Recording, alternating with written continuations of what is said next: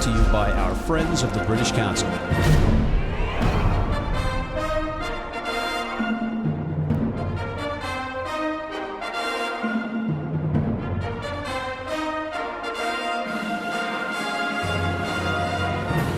Hello, everybody, and welcome back to Rugby Wrap-Up. Matt McCarthy at the Fantasy Sports Network, Studio 34 on West 35th Street in New York City, and this is a big day in every sense of the word here. We have the world's largest Renaissance man, Mr. Johan Bradshaw Layfield, and calling in from London is Mr. Alexander the Great Corbisiero. Alex, good to have you, and sir, it is great to have you. It's great to be here. All right, Johan Bradshaw Layfield, John Charles Layfield, and also a bunch of other aliases / incarnations. You're like the Madonna of wrestling. I've changed names a few times. Well, I've changed characters a few times. We've got Bad Santa, Blackjack Bradshaw. Bad Santa did not do very well. I was Bad Santa in Iraq many times, and I always seemed to lose.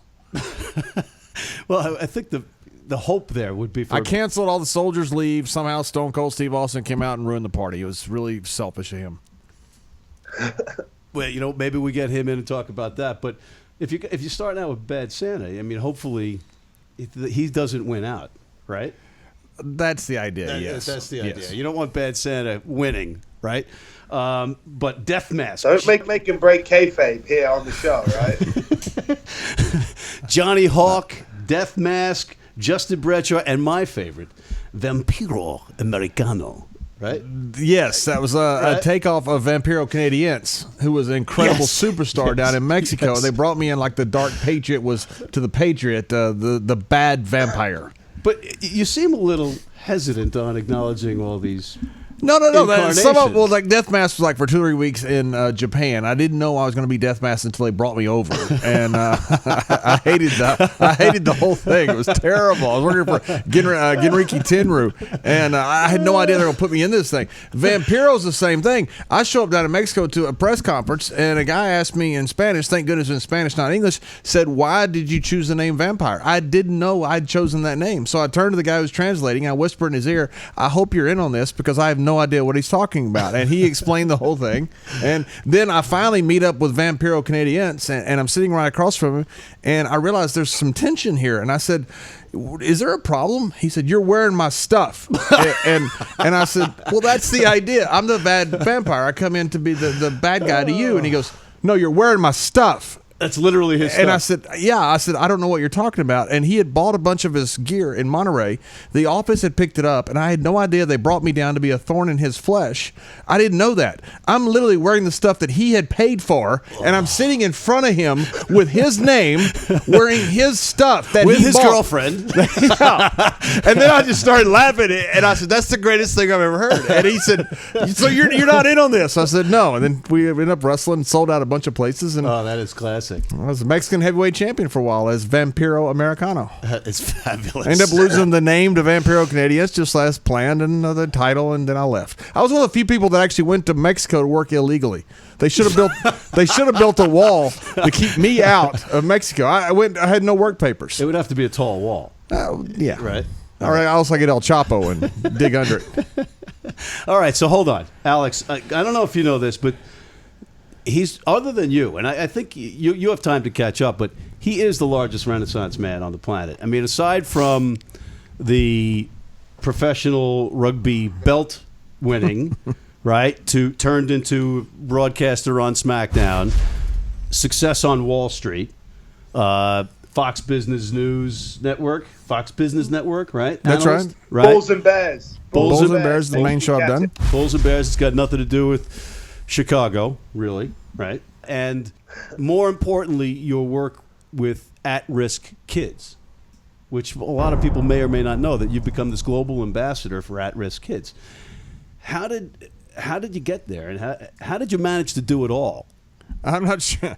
It's kind of piecemeal. Things just happened. The Wall Street job just happened. I was trying to put a wind farm together down in West Texas, where I grew up in Nolan County, Texas. It's a wind capital of the world, where all the windmills are. And I was trying to put a wind farm together. The renewable energy credit market imploded, And when it did, the deal fell through. And the investment bank I was working with asked me to come work for them. So that's how I ended up getting to work on Wall Street. The Beyond Rugby Bermuda. Yeah, but you just glossing over that. I mean, there's probably a lot. Well, that was about a 4-year story, but that was right. then we did a lot. You We know, only have 8 minutes. Yeah. That's right. That's right. We did a lot of microcap deals. Had a bunch of success, and then 2008 came, and the money dried up in Wall Street. All right. So, Alex, you said before we started this interview that you grew up idolizing Yeah.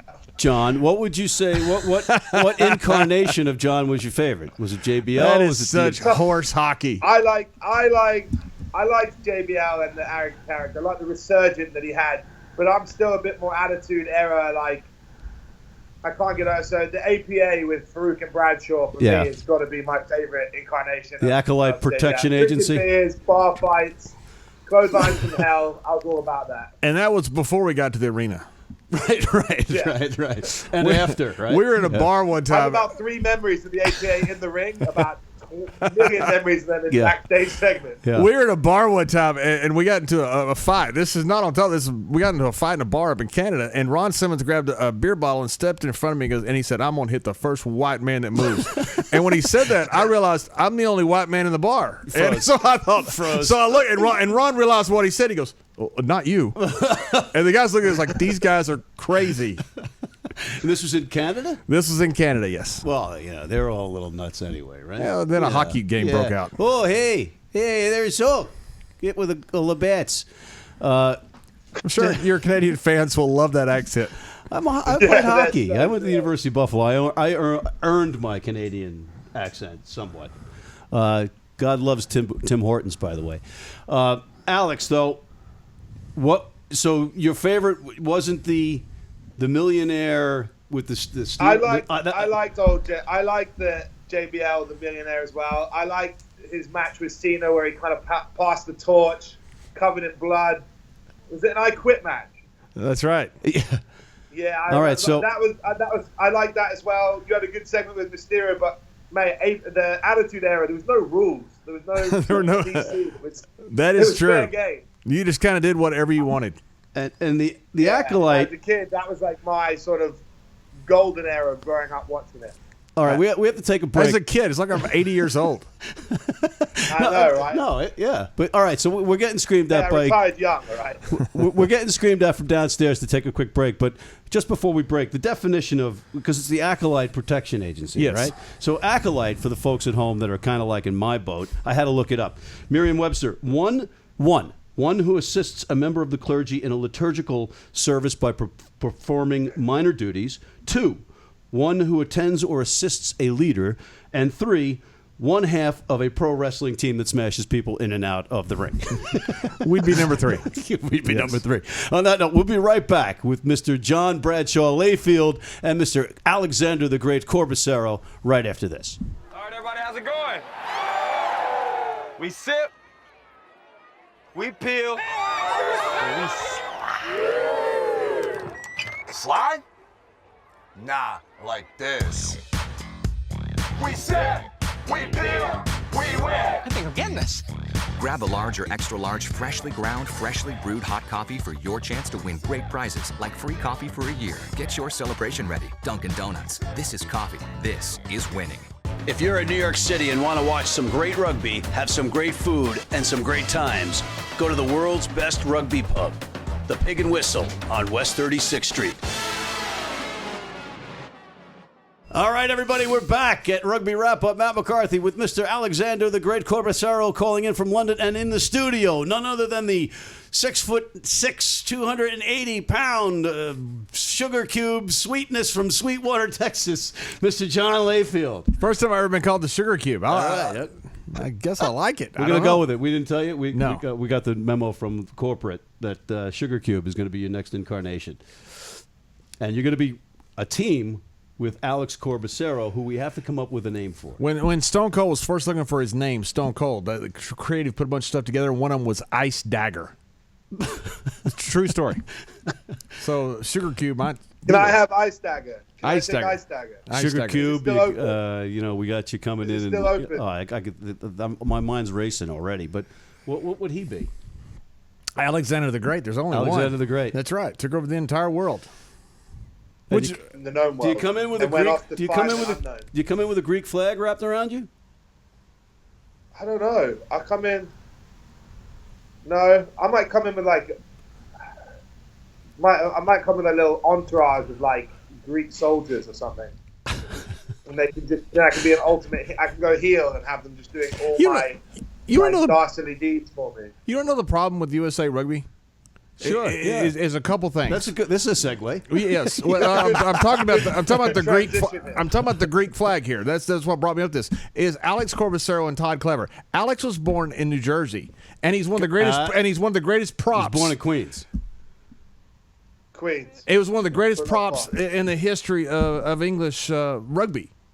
Now, so we could have had Alex with USA. Todd Clever in the Bermuda Classic played for South Africa. Captain America. He's got more caps than anybody in USA Rugby history. That's our problem. Two of our greatest players of all time don't play with us. Well, Todd unfortunately didn't have the chance, or fortunately didn't have the chance to play with another nation, whereas Alex had choices of like 17 nations to play for.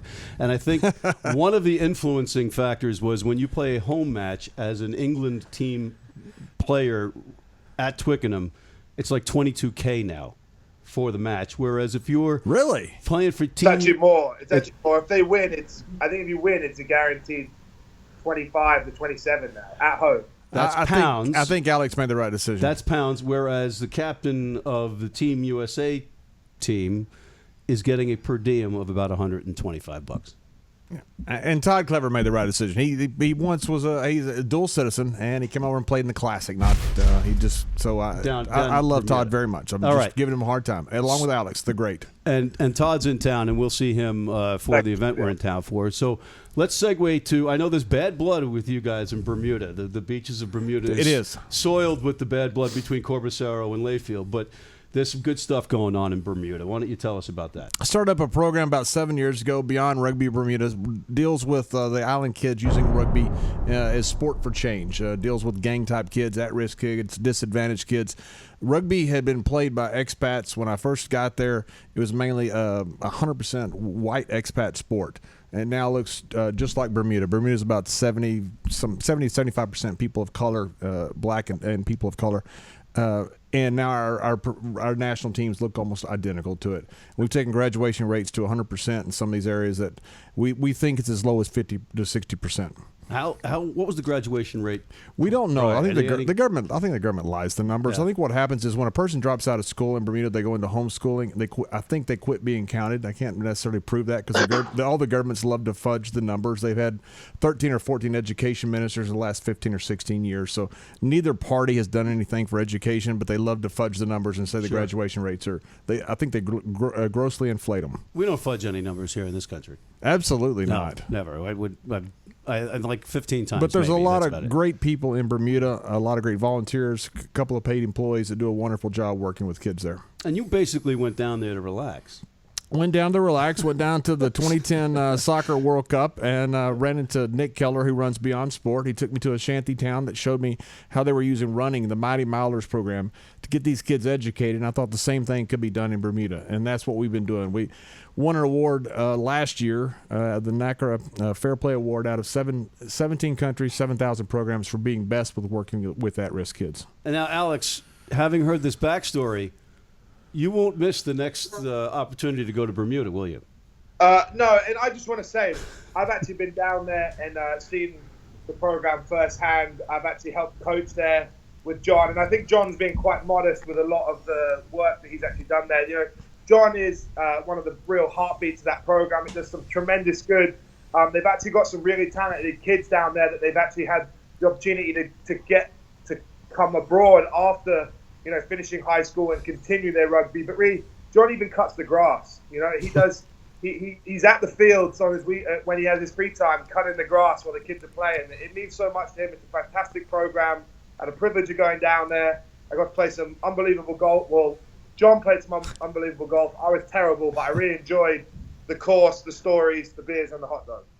So, John, Alex hits the ball a mile. It's not always the right direction, but he hits the ball a freaking mile. No, I could go anywhere.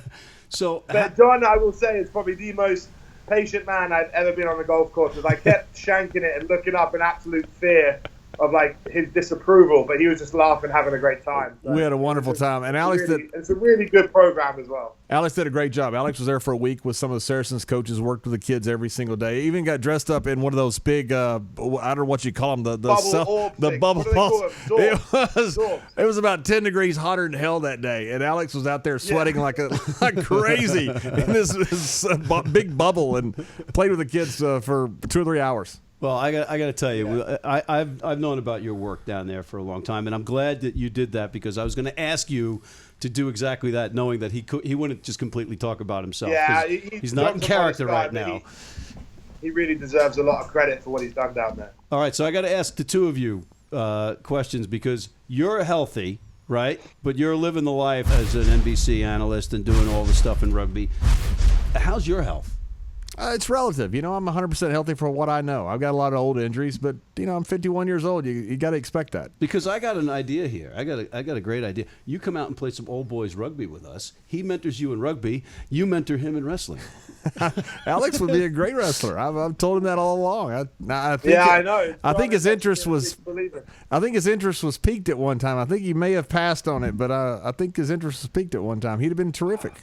All right, well... I was close, man. I was close. It was hard to say goodbye to rugby at the time, but now I'm very happy where I'm at. But I'm still going to wrestle a good match one day. Whether or not be WWE, there will be a match one day. Maybe it could be against Jonathan Wicklow-Barbary, my co-host on Rugby Wrap-Up. That could be kind of something there. It could be like maybe Andy you and Warhol. Me. Maybe it could be us. I mean, Andy Kaufman. Yeah, well, or my co-host, Jonathan Wicklow-Barbary, the gray hair. It could be you. I think you versus Alexander the Great would be awesome. Alex Corbisiero, you want a piece of this? I am right here, pal. I'm right here, brother. And I'm looking at you, Corbisiero. I'm looking at you. Well, that's perfect, Mr. McCarthy. I land in New York City tomorrow at 2 o'clock. I'll be at your front door by 4. Open up, fist up, let's do it. I'll be on a train to Pittsburgh.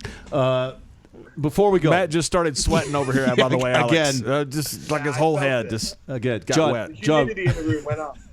All right, but seriously, before we get yelled at again in the headset, we are in the city. You're in the city specifically. I'm in the city, but you're in the city. There's a great event, The Boys of Memphis, the documentary about the inner city Memphis rugby program.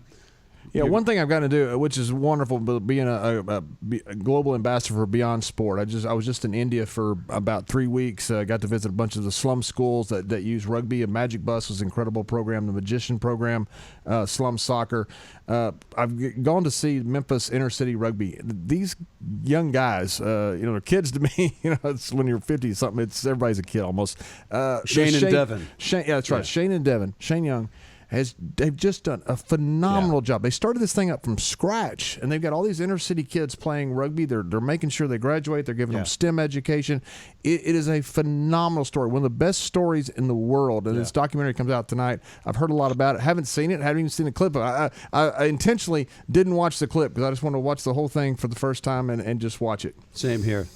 But Alex, it's unfortunate you can't be with us in the city tonight, but. Great having you on, as always. Thank you for coming on. All right, and unfortunately, we're out of time. But on behalf of Mr. Johan Bradshaw Layfield and Mr. Alexander the Great Corbisiero, Matt McCarthy here at Rugby Wrap-Up in the Fantasy Sports Network at Studio 34 on West 35th Street in New York City, signing off.